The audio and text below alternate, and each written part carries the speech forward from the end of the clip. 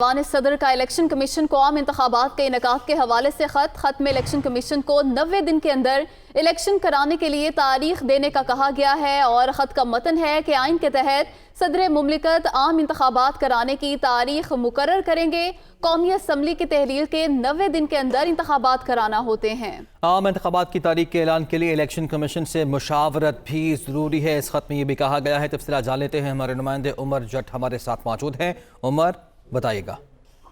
जी, ऐवान सदर की जानिब से इलेक्शन कमीशन ऑफ पाकिस्तान को आम इंतखाबात के इनेकाद के हवाले से बाकायदा खत लिख दिया गया है और इस खत में इलेक्शन कमीशन को कौमी असम्बली की तहलील के 90 रोज के अंदर इलेक्शन कराने के लिए तारीख देने के हवाले से कहा गया है। खत में ये कहा गया है कि आइन के आर्टिकल 48 की क्लास 5A और आर्टिकल 224(2) के तहत सदर मुमलिकत आम इंतखाबात कराने की जो तारीख है वो मुकर्रर करेंगे।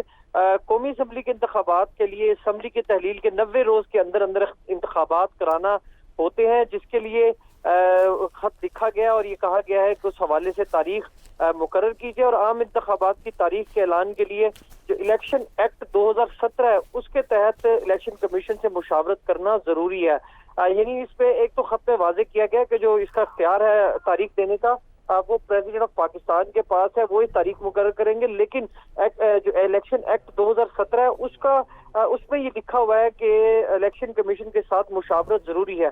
तो ये इलेक्शन कमीशन के साथ तारीख के हवाले से जो मुशावरत का हवाला है उसी से मुतल्लिक ये खत ऐवान सदर से भिजवाया गया है इलेक्शन कमीशन को और उन्हें कहा गया है कि वो तारीख के हवाले से मुशावरत करें और 90 रोज के अंदर इलेक्शन कराने के लिए तारीख दें। जी उमर, शुक्रिया आपका।